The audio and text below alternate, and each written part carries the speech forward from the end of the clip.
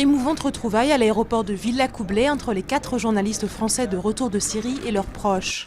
Didier François a évoqué leurs conditions de détention très rudes, dans des sous-sols, parfois enchaînés les uns aux autres.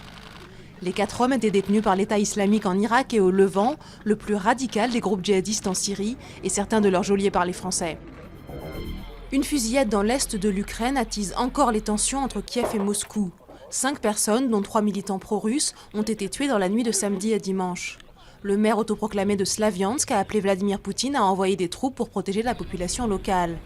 Ces violences interviennent 3 jours après les accords de Genève, censés apaiser les tensions entre les autorités ukrainiennes et russes. Mission difficile pour les 500 plongeurs à la recherche des passagers du ferry qui a fait naufrage mercredi. Ils luttent contre des courants violents et une visibilité quasi nulle, alors que plus de 240 personnes sont toujours portées disparues.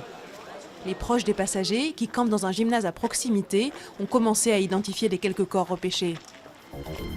Ce dimanche, les catholiques comme les orthodoxes célèbrent la fête de Pâques, une coïncidence de date qu'a souligné le pape François dans son traditionnel message Urbi et Orbi.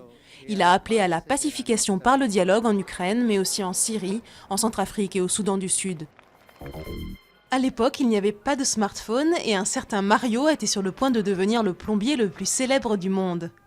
Il y a 25 ans, le 21 avril 1989, Nintendo lançait la Game Boy.